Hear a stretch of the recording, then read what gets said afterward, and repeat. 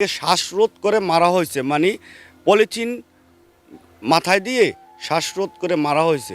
মেয়েকে ধর্ষণের 6 দিন পর বাবাকে হত্যা। নির্যাতনের শিকার হওয়া শিশুটির বয়স সব মিলে 12 বছর হবে। তার ভাষ্য অনুযায়ী ধর্ষকের বাড়ির পেছনের এক ঝোপের মধ্যে হাত পায়ে রশি বেঁধে তাকে আটকে রাখা হয় সারা রাত। এক রাতে 3 বার ধর্ষণ করা হয় শিশুটিকে। পরের দিন সকালে ধর্ষক নিজে মেয়েটিকে রাস্তায় ফেলে রেখে যায়। এই ঘটনায় মেয়েটির বাবা ধর্ষকের বিরুদ্ধে থানায় মামলা করলে মামলার শুনানির আগের রাতে তাকে হত্যা করা হয়েছে। আমি আমার বাবার ডাক দিতে গেছি, আমার মুখ চেপে রাখছে, বলছে বেশি যদি চিৎকার চেঁচামেচি করো জানে মারিয়া ফেলাইব।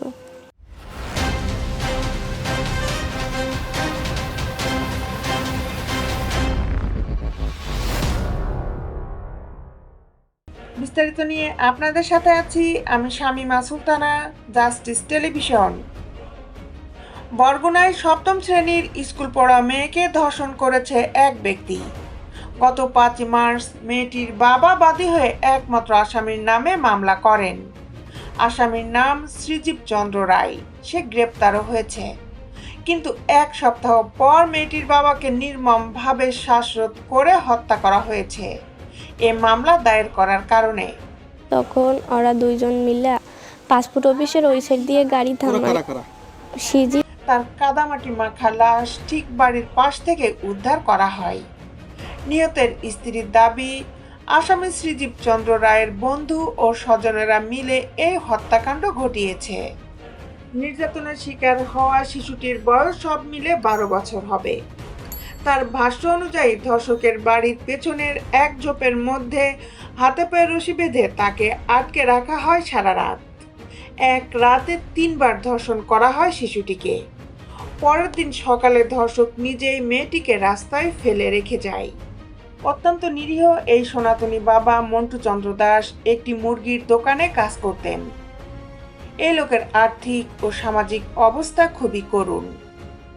যারা এই পরিবারের একমাত্র উপার্জনক্ষম লোককে মেরে ফেলতে পারে, তারা এই পরিবারের অন্য সদস্যদের ক্ষতি করবে না তার গ্যারান্টি কোথায়? ভুক্তভোগী মেয়েটি সাংবাদিকদের উদ্দেশ্যে প্রশ্ন করেছিল, বাবার হত্যার বিচার চাইবো নাকি আমার উপর হওয়া অমানবিক নির্যাতনের বিচার চাইবো সেটা এখনো বুঝে উঠতে পারছি না। আমার মায়ের কোলে 1.5 মাসের ছোট্ট একটা শিশু। আমিও ক্লাস 7-এ পড়ি। বড় কোনো ভাই নেই আমার। এই পরিবারের পাশে সবার দাঁড়ানো উচিত, ঠিক যেভাবে আসিয়ার পাশে সবাই দাঁড়িয়েছে। ধর্ষক শ্রীজিৎ চন্দ্র ও খুনের সাথে জড়িত তার বন্ধু বান্ধব ও স্বজন প্রত্যেকের এমন হাল করা উচিত যাতে ওই এলাকার প্রতিটি অপরাধীর কলিজা কেঁপে ওঠে। দেশ বিদেশের আপডেট নিউজ পেতে আমাদের সাথেই থাকুন। Justice television, Dhaka.